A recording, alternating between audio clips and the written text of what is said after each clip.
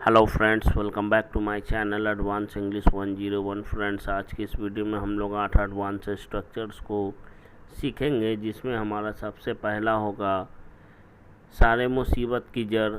जब भी बोलना हो सारे मुसीबत की जड़ ये है, सारे मुसीबत की जड़ तुम हो, सारे मुसीबत की जड़ वो है। इसके लिए हम लोग the root cause of troubles का यूज़ करते हुए सेंटेंस को बोलते हैं, और सेंटेंस बनाने का रूल है subject plus helping verb plus the root cause of troubles.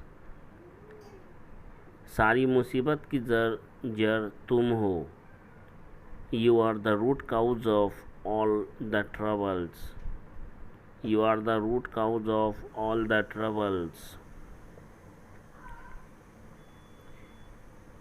सारी मुसीबत का जड़ तुम्हारा दोस्त है, your friend is the root cause of all the troubles.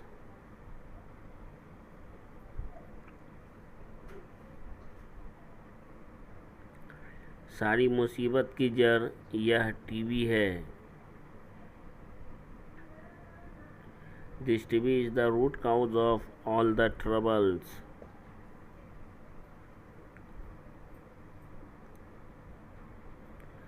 सारी मुसीबत की जड़ तुम्हारी पत्नी है, your wife is the root cause of all the troubles.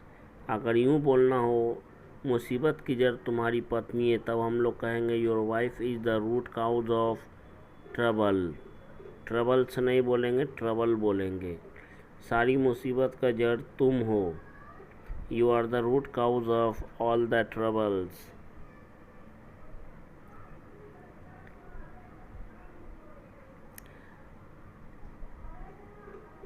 मैं मुसीबत की जड़ नहीं बनना चाहता, I don't want to become the root cause of trouble. जब भी कहना हो मुझे बार बार ये कहना बुरा लगता है, मुझे बार बार बोलना बुरा लगता है, मुझे बार बार मांगना बुरा लगता है, इस तरह के सेंटेंस को बोलने के लिए हम लोग फील बैड का यूज़ करते हैं, जिसका मतलब होता है बुरा लगना। सेंटेंस बनाने के स्ट्रक्चर की बात करें तो इस तरह से सबसे पहले सब्जेक्ट, उसके बाद फील और फील्स प्रेजेंट की बात को बोलने के लिए फील और फील्स का यूज़ करेंगे, उसके बाद बैड, उसके बाद अबाउट, उसके बाद आने वाला या तो नाउन होगा या वर्ब है तो उसकी आईएनजी फॉर्म को हम लोग यूज़ करेंगे। जैसे मुझे रोज़ तुम्हारे घर आने में बुरा लगता है, या रोज़ तुम्हारे घर आना मुझे बुरा लगता है। Feel bad coming to your home every day. रोज़ रोज़ अपने पिताजी से पैसे मांगने में मुझे बुरा लगता है। I feel bad about asking my father for money every day. I feel bad about asking my father for money every day. तुम्हें उसके सामने जाने में बुरा क्यों लगता है?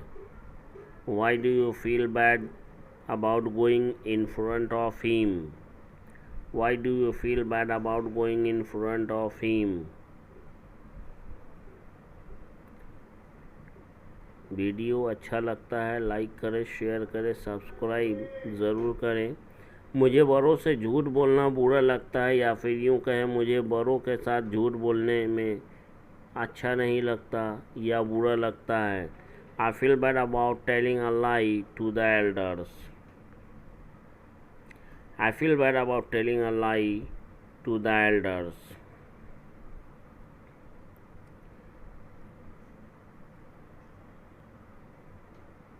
किसी का इस तरह से समय बर्बाद करना मुझे बुरा लगता है।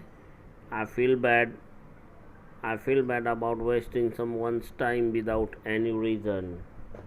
I feel bad about wasting someone's time without any reason.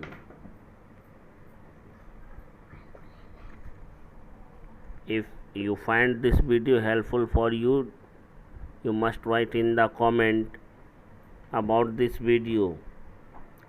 डरा कर भगा देना, इसके लिए हम लोग स्केयर अवे, फ्राइटन और फ्राइटन ऑफ का सेंटेंस में हम लोग यूज़ करेंगे, और आप सीख पाएंगे कि इसे सेंटेंस में कैसे यूज़ करते हैं। तुमने उसे क्यों डरा के भगा दिया? इसके लिए हम लोग बोलेंगे why did you square him away from here. अगर यहाँ से है तो फ्रॉम हेयर। तुमने बच्चों को यहाँ से डरा कर क्यों भगा दिया? Why did you frighten the children away from here. Square away, frighten away, इसका मतलब होता है डरा कर भगाना। तुम उस बिल्ली को हमेशा डरा के यहाँ से क्यों भगा देते हो? Why do you always frighten that cat away off from here. इसकी कीमत को देखकर ही ग्राहक it's high cost scare customers away. It's high cost scares customers away. आपको बुरा कब लगता है? When do you feel bad? When do you feel bad? आपको क्या करना बुरा लगता है या आपको क्या करने में बुरा लगता है? What do you feel bad about? What do you feel bad about doing? What do you feel bad about doing? आपको क्या क्या काम करने में बुरा लगता है?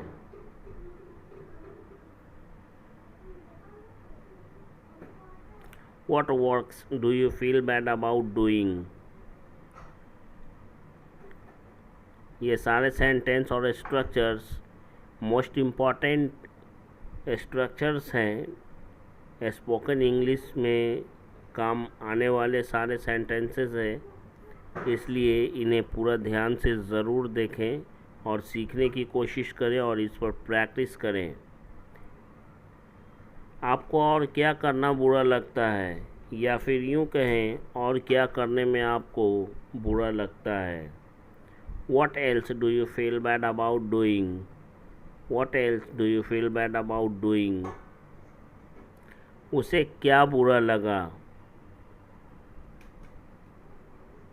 What did he feel bad? What did he feel bad?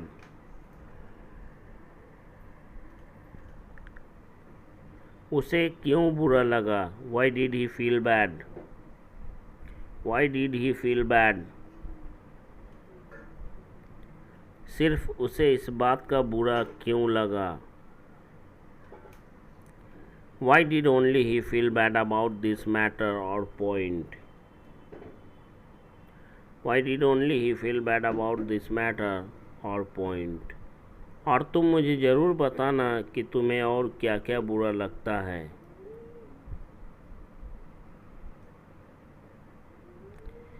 And you must tell me about what all do you feel bad.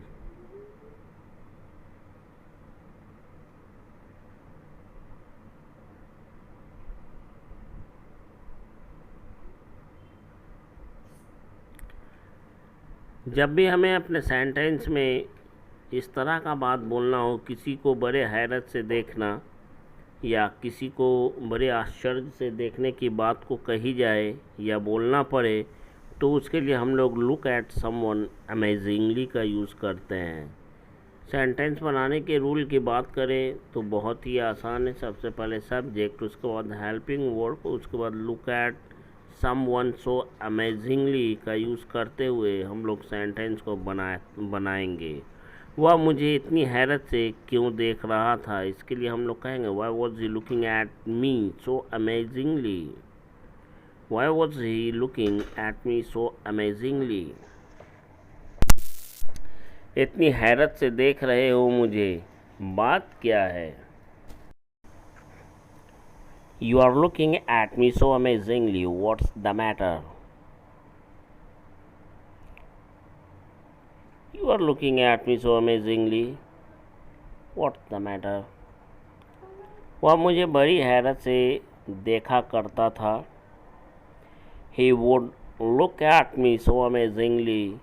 या फिर यूँ कहें He used to look at me so amazingly. वह मुझे बड़ी हैरत से देखने लगी। She started looking at me so amazingly. She started looking at me so amazingly, या फिर यूँ कहें she began to look at me so amazingly. इतनी हैरत से मत देखो मेरी तरफ, don't look at me so amazingly, don't look at me so amazingly.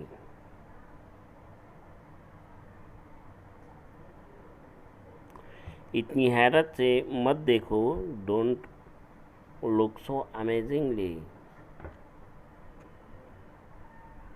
अगर ये वीडियो अच्छा लगता है तो लाइक करें, शेयर करें, सब्सक्राइब करें और कमेंट के माध्यम से ज़रूर बताएं ये वीडियो आपको कैसा लगा।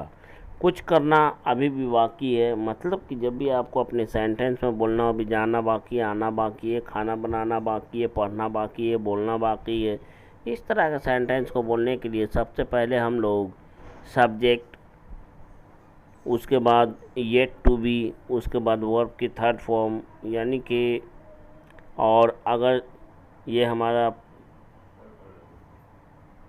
पैसिव वॉइस में रहेगा तो सब्जेक्ट की जगह पे ऑब्जेक्ट को हम लोग पहले रखेंगे। सब्जेक्ट होता ही नहीं है पैसिव में, उसकी शादी होनी बाकी है। शी और he is yet to be married, उसे जेल भेजना बाकी है। जेल कौन भेजेगा पता नहीं है, पैसिव का स्ट्रक्चर है ये पैसिव वॉइस का स्ट्रक्चर है। इसमें सब्जेक्ट की जगह पे ऑब्जेक्ट को रखा जाता है। उसे जेल भेजना बाकी है, कब भेजने वाला कौन है, भेजने का काम कौन कर रहा मालूम नहीं है। He is yet to be sent to jail, अभिनेता के द्वारा यहाँ भाषण देना बाकी है। Now the speech is yet to be delivered here by the politician, now the speech is yet to be delivered here by the politician. अभी तुम्हारा अधूरा काम पूरा करना बाकी है।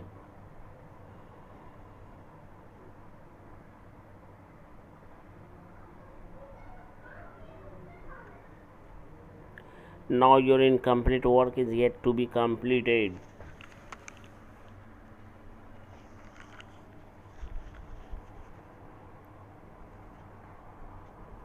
हंसना बाकी है।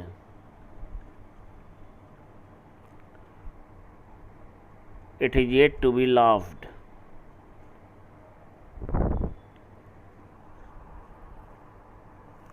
कोर्ट में हाजिर होना बाकी है।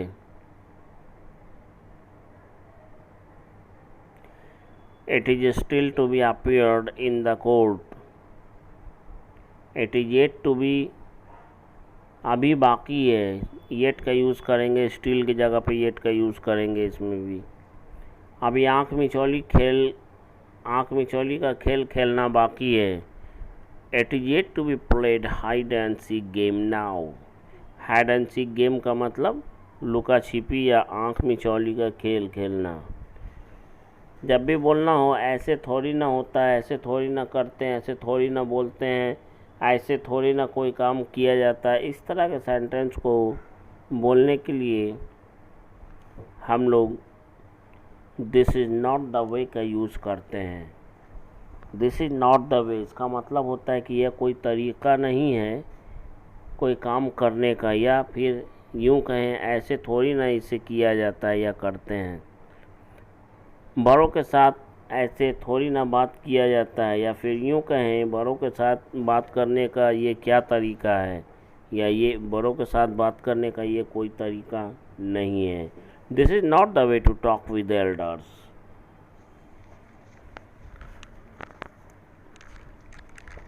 This is not the way to talk with elders. ऐसे थोड़ी ना खाते हैं। This is not the way to eat. This is not the way to eat. Dear friends, if you like this video, don't forget to press the like, subscribe and share button, and you must write your comment in the comment box about this video. How did you like this video? ऐसे थोड़ी ना cricket खेलते हैं। This is not the way to play cricket. This is not the way to play cricket.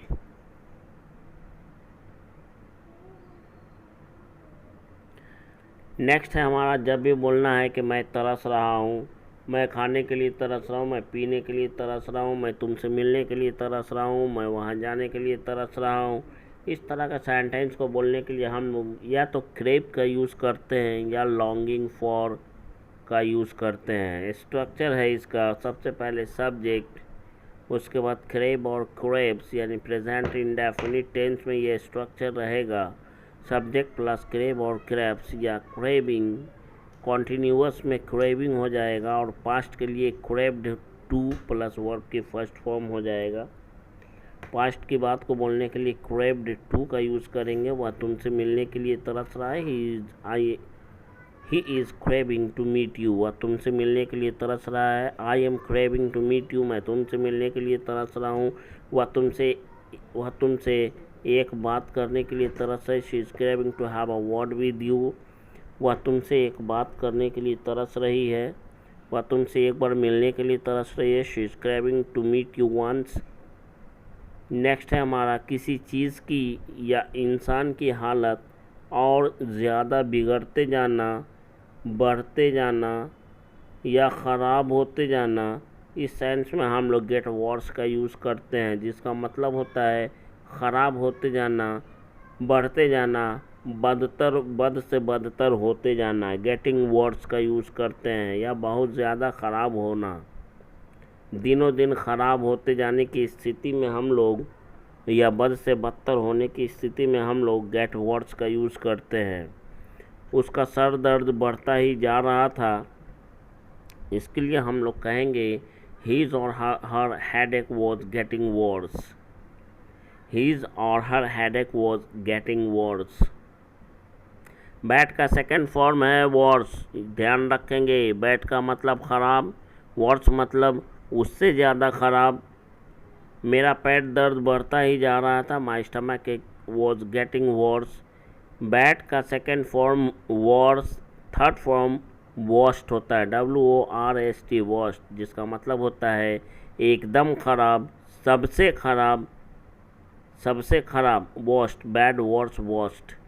दिनों दिन समस्या बढ़ती जा रही है। Problems are getting worse day by day. उसकी हालत और ख़राब होती जा रही थी। हीज़ और her condition was getting worse day by day. Dear friend, that's all for today's video. See you tomorrow in the next video. For till then, goodbye and take care of yourself, and thanks for watching.